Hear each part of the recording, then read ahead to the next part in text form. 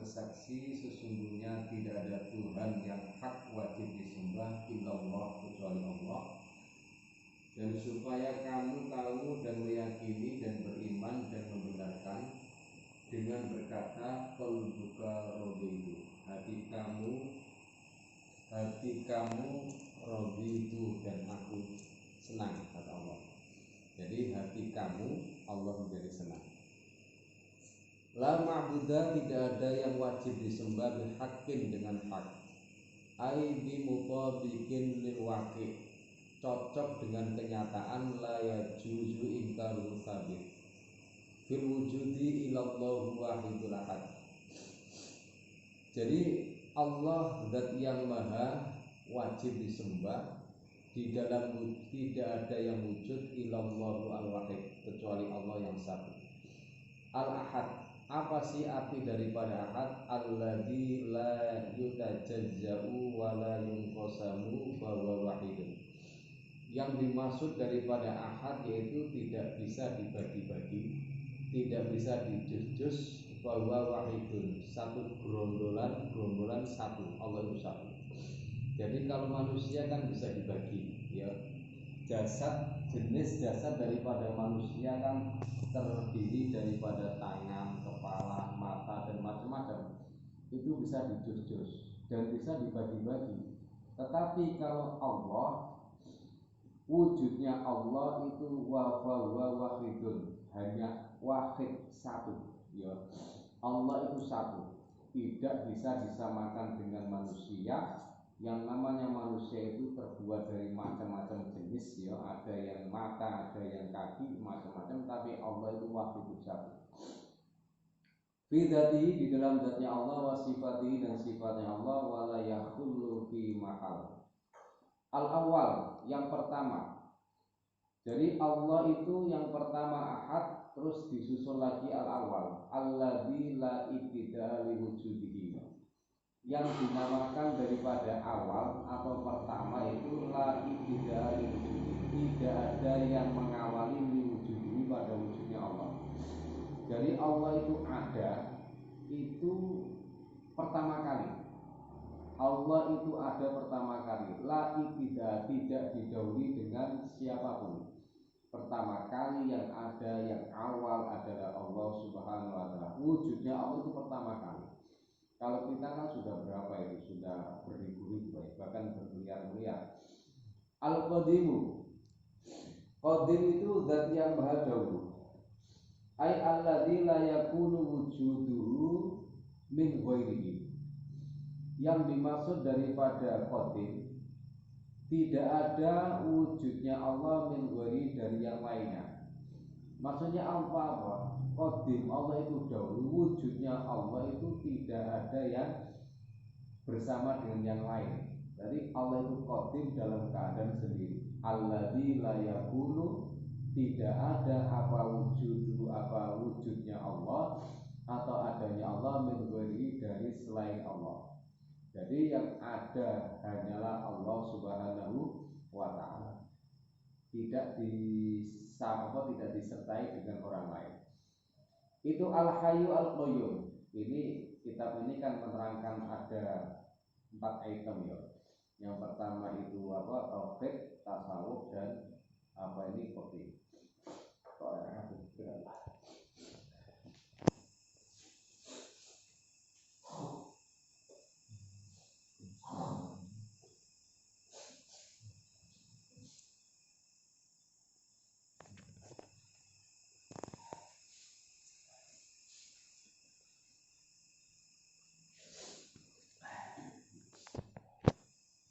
Itu membahas tentang tauhid, ya.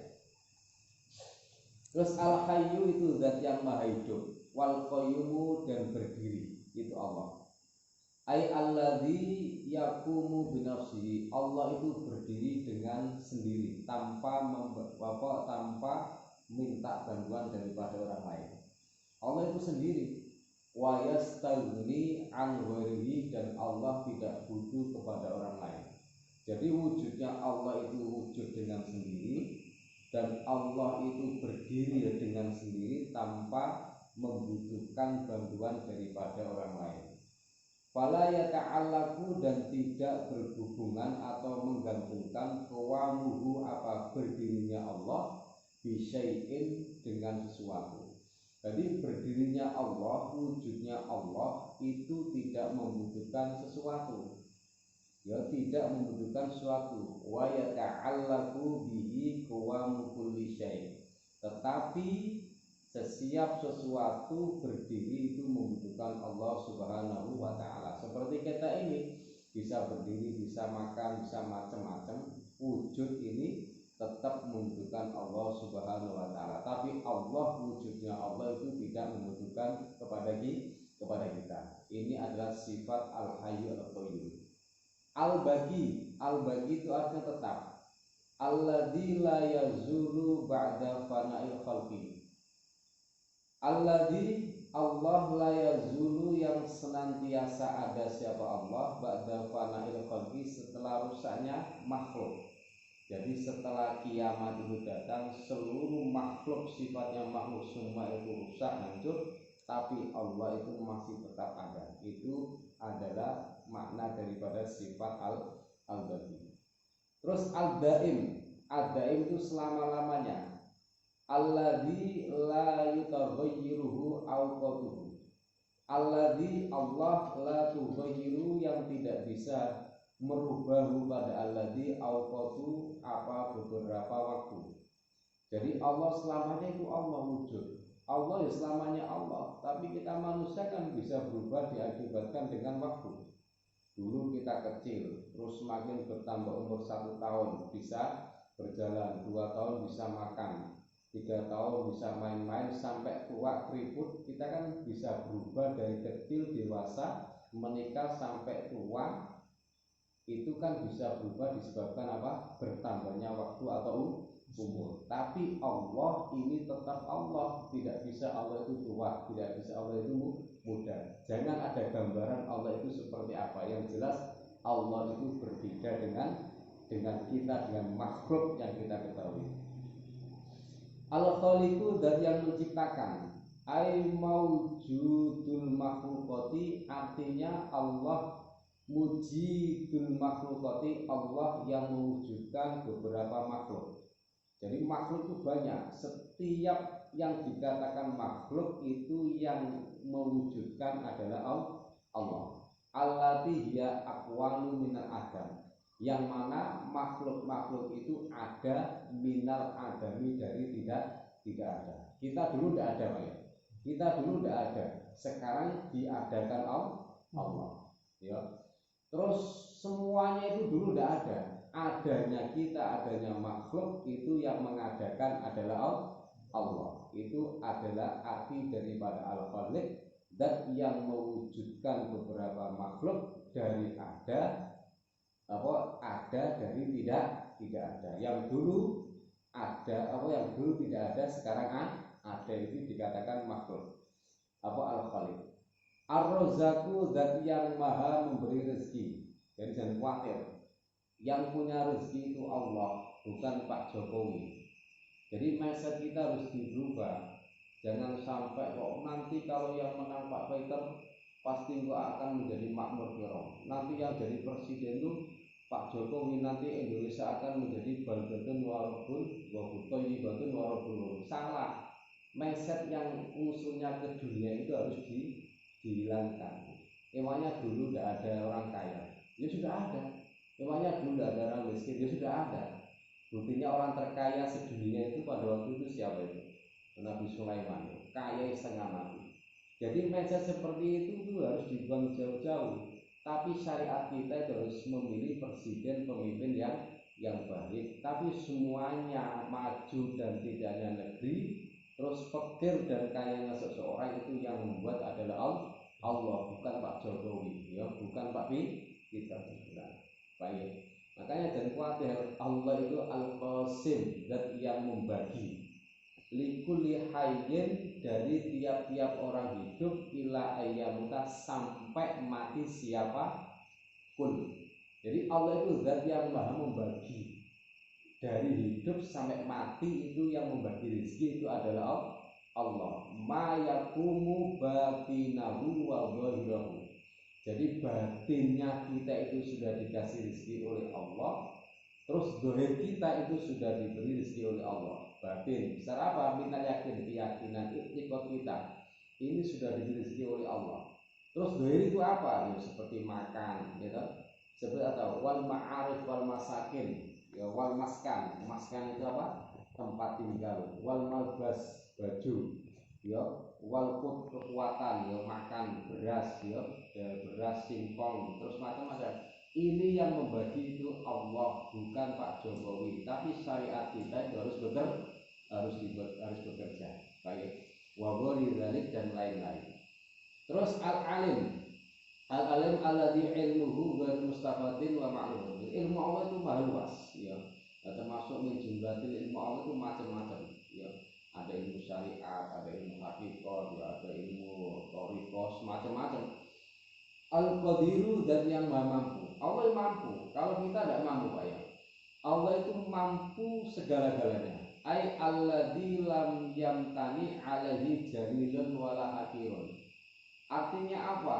Kemampuan Allah itu tidak bisa dicegah oleh sesuatu yang maha luhur dan tidak bisa dicegah oleh sesuatu yang hina. Jadi kalau Allah mentakdirkan, andaikan Kirom kemarin itu banjir, itu sudah menjadi takdir Allah. Jadi penemuan profesor buta-buta yang ada di Amerika, andaikan di sini itu ada orang yang jenius, itu tidak bisa mencegah takdir daripada Allah. Ya, kalau Allah sudah mentakdirkan Kirom ini banjir, kalau Allah sudah mentakdirkan Aceh, Jepang itu tsunami, meskipun mereka orang-orang Jepang itu pandainya, cerdasnya luar biasa, bikin bermacam-macam tembok anti tsunami, tetap jebol. Tidak bisa, keilmuan dia itu tidak bisa menghadani daripada qadirnya Allah. Tidak bisa menghalangi sifat kemampuan Allah Subhanahu wa Ta'ala. Baik itu maha karya atau orang yang dukun macam, tidak bisa, ya tidak bisa. Yang bisa berarti keinginan Allah, takdir Allah itu tidak ada yang bisa mencegah. Al-fa'alu, dan yang banyak memberi gerakan, bekerja. Lima, pada sesuatu yuridu, yang menghendaki siapa? Allah. Layak juzu, artinya tidak bisa tidak bisa melemahkan kepada Allah syai'un, apa sesuatu, yuridu, yang menghendaki siapa Allah pada saya. Jadi kalau Allah berkehendak ingin kalau Allah berkehendak ingin menciptakan hujan, ya tidak bisa orang mencegah itu, ya. Orang apa ada pawang itu ketepaan, kok ada orang pawang bisa membalikkan hujan, ini ketepaan paling Allah itu sudah meredakan hujan itu. Walau yang na'u, dan tidak bisa mencegah minhu, dari Allah, syai'un, suatu tolabuhu. Jadi seperti itu, Pak. Jadi kalau Allah sudah berkeinginan, makhluk itu tidak bisa mencegahnya. Pada perkara sya'a, menghendaki Allah siapa Allah, wujudu, pada apa wujudnya Jadi kun fayakun. Kalau Allah berkehendak pasti terjadi. Karena wajada, kalau Allah berkehendak ini akan menjadi gempa, pasti akan terjadi gempa. Wama, dan perkara lam yasa, yang tidak menghendaki, wujudu, apa wujudnya lam yakun, maka tidak wujud. Lam yujad, artinya tidak wujud. Andai kan gini, kita sudah punya rencana mau bikin mau bikin proyek besar-besaran. Di proyek besar-besaran, andai kan mau bikin pesawat terbang atau proyek besar-besaran, ternyata Allah tidak menghendaki itu terjadi, pasti rencana manusia itu akan gagal. Kata yang menggagalkan itu Allah, karena Allah tidak menghendaki sesuatu proyek itu akan terjadi. Jadi Allah itu maha berkehendak dan maha bisa menarik kehendak, bisa menggagalkan keinginan orang. Makanya bahasanya di dalam dalam hadis kan, kalau nggak salah itu, ana urid wa anta turid wallahu yaf'alu ma yurid. Saya berkehendak, kamu juga berkehendak, tapi wallahu yaf'alu ma yurid. Allah yang menggerakkan atau yang mengerjakan kehendak aku dan kehendak kamu. Semua itu yang menghendaki itu adalah Allah. Jadi kita itu cuma rencana-rencana saja. Kalau gagal berarti Berarti rencana kita itu sudah tidak digendaki oleh Allah. Ojo nyalano Gusti Allah, salah gede. Ya. Terus wala haula, tidak ada kekuatan, wala haroka, dan tidak ada gerakan, wala kuwata, dan tidak ada kekuatan, wala istiqo'ata, dan tidak ada kekuatan, illa billahi, kecuali Allah. Berarti tidak ada kekuatan kecuali Allah yang mempunyai. Makanya kalau kita sehebat apapun harus ingat biiznillah. Saya bisa seperti ini adalah izin Allah. Saya bisa berhasil adalah izin Allah. Karena asli daripada kita itu apes, tidak mampu, lemah. Yang mempunyai kekuatan adalah Allah. Makanya biiznillah ini semuanya adalah izin Allah. Al-azim, al-jalil, al-kabir, mausufun bikulli kamal. Allah itu disifati dengan setiap sesuatu yang sempurna. Jadi sifatnya Allah itu disifati dengan sifat yang sempurna.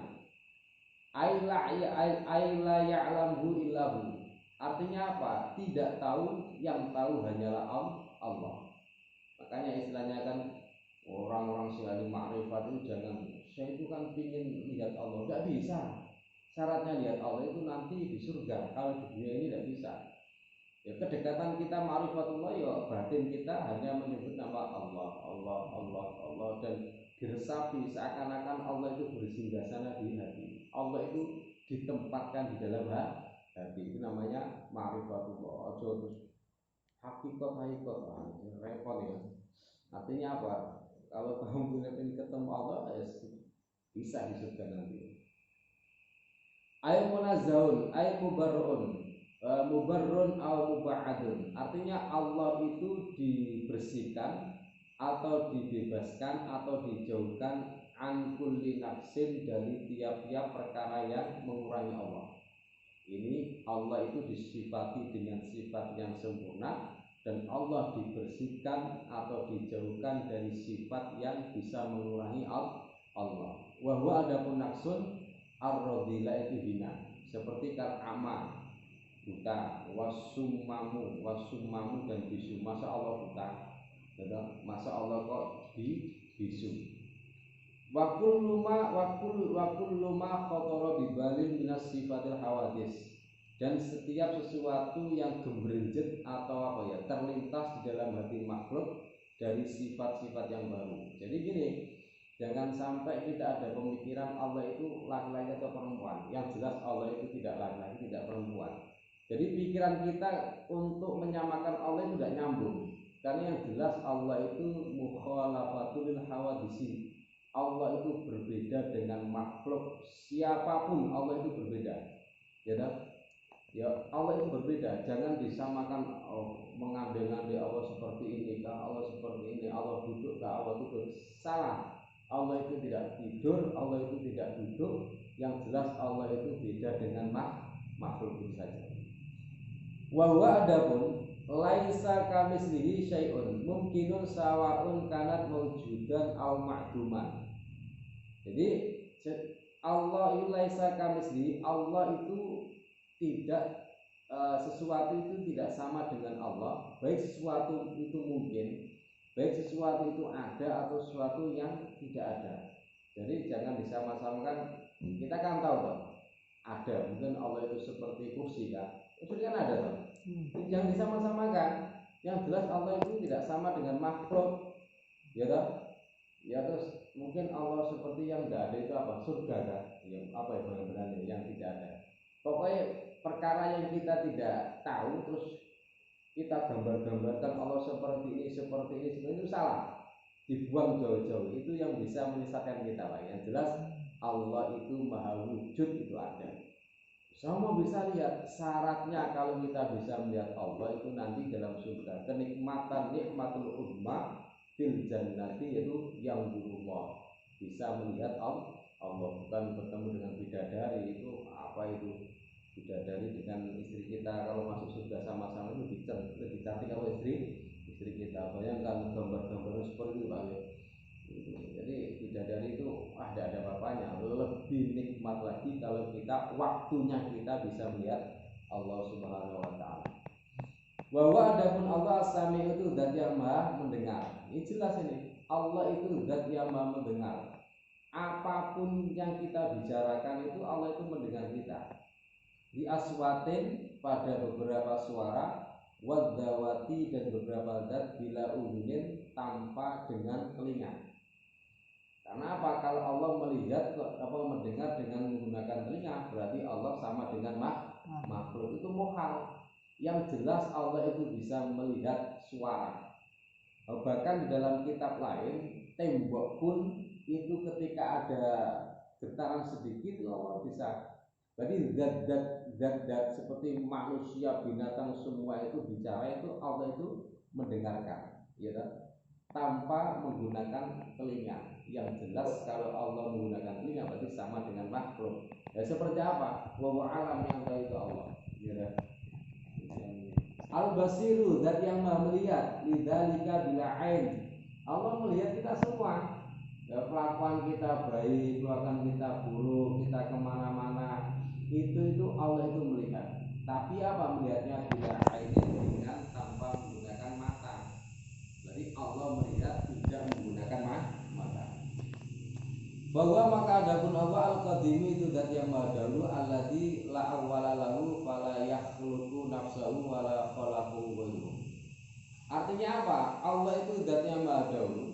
Artinya la awwalahu, tidak ada yang mengawali sama sekali lalu pada Allah. Falam yakhluq nafsahu, dan Allah tidak menciptakan dirinya. Makanya Allah itu wujud dengan satu tek wujudnya. Tidak Allah menciptakan kepala dulu, menciptakan tangan dulu, badan dulu, enggak. Maka di sini ada kata falam yakhluq nafsahu, Allah tidak menciptakan dirinya sendiri. Atau bagaimana? Atau wala khalaqallahu ghairuhu, dan orang lain tidak bisa menciptakan Allah. Orang lain tidak bisa menciptakan Allah. Paham ya? Jadi Allah itu bahwa wujudun wahid satu des.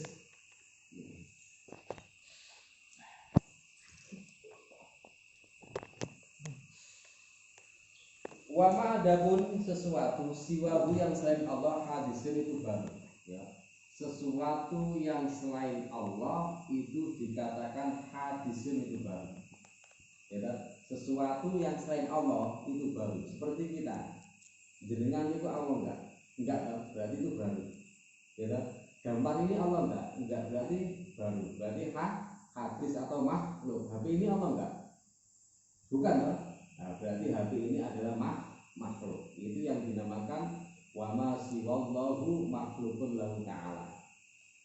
Wa kalamuhu, adapun kalamnya Allah qadimun itu dahulu. Kalamnya Allah itu dahulu. Aila awwala, artinya tidak ada awal sama sekali lahu pada kalamnya Allah. Wa haqiqatuhu, adapun hakikatnya kalamuhu la tu'rafu, itu tidak bisa diketahui apa hakikatuhu atau lana untuk kita. Artinya apa? Kalamnya Allah itu dahulu. Berarti tidak ada la awal lahu. Wa hakikatnya kalamullah itu tidak bisa diketahui. Kita itu tidak tahu. Bayangkan ya. Makanya sampai ada sebuah keterangan dalam kitab Badul Amal kalau tidak salah itu, andaikan manusia itu bisa mendengar kalamullah langsung, itu pasti akan rontok seluruh anggota tubuh, hancur saking tidak kuatnya. Ini kalamullah. Jadi kasairin bagi sifati, seperti sifat-sifat Allah yang lain. Wa ta'ala bagi sifat Allah min sifatil ma'ani, dari beberapa sifat ma'ani. Fa innaha, maka sungguh sifat ma'ani qadimatun itu dahulu, wala na'rifu, dan tidak tahu siapa kita haqiqaha, tidak tahu beberapa hakikatnya apa sifat ma'ani. Cuman kita tahu bahwasanya sifat ma'ani ada berapa, seperti ada qudrat, iradat, ilmun, hayan, sama, basar, kalam, tapi hakikatnya kita tidak tahu. Samanya Allah seperti apa? Yang jelas pendengarnya Allah itu beda dengan kita, ya paham ya? Terus basarnya Allah itu seperti apa? Yang jelas penglihatannya Allah itu beda dengan kita. Hakikatnya itu kita tidak tahu. Yang tahu hanyalah Allah. Tapi kita sebatas tahu sifat ma'ani itu ada 7, ya iradan, ya apa iqadrat iradat ilmun hayya sama basar kalam itu saja. Terus li'annahu karena sesungguhnya Allah Subhanahu wa taala tabaraka wa taala mubayyanun itu berbeda. Ai mukhalafun itu berbeda li jami'il makhluqati, berbeda dengan siapa? Dengan seluruh beberapa makhluk bidzati dalam zatnya, wasifati dan sifat, wa afli dan pekerjaannya. Jadi yang jelas Allah itu berbeda dengan seluruh makhluk dalam segi zatnya, jasadnya itu beda. Kalau kita kan jasadnya daging, terbuat dari apa? Terbuat dari apa? Tanah. Ya.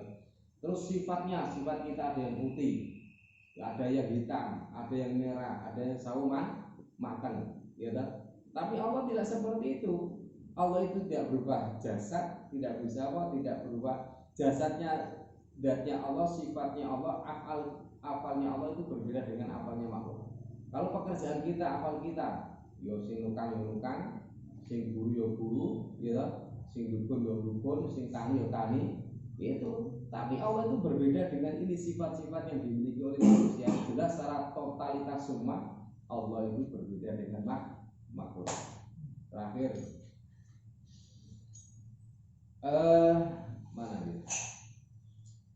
Subhanahu wa ta'ala. Subhanahu ma suci Allah wa ta'ala, maha siapa Allah, amma dari kata-kata yakulu yang berbicara siapa al-zalimu, siapa orang-orang zalim, kal Yahudi, kal Yahuda seperti orang Yahudi, wan Nasara dan orang Nasrani, wan musyrikil Arabi dan orang-orang musyrik Arab, wa nahwihim dan selainnya. Jadi gini Pak ya, Allah itu disucikan dari kata-kata orang zalim. Kalau orang zalim itu sukanya ngawur tanpa ada dasar argumen yang jelas, mereka itu ngawur. Seperti orang Yahudi, orang Nasrani dan orang-orang musyrik Arab. Uluwan kabiro, dia itu suka mengandai-andai tanpa ada dasar yang jelas. Karena fa'inna ba'dal mutaqaddimil Yahudi, sesungguhnya sebagian orang-orang Yahudi yang dulu-dulu, kalau itu mereka berpendapat Uzair ibnu Allah.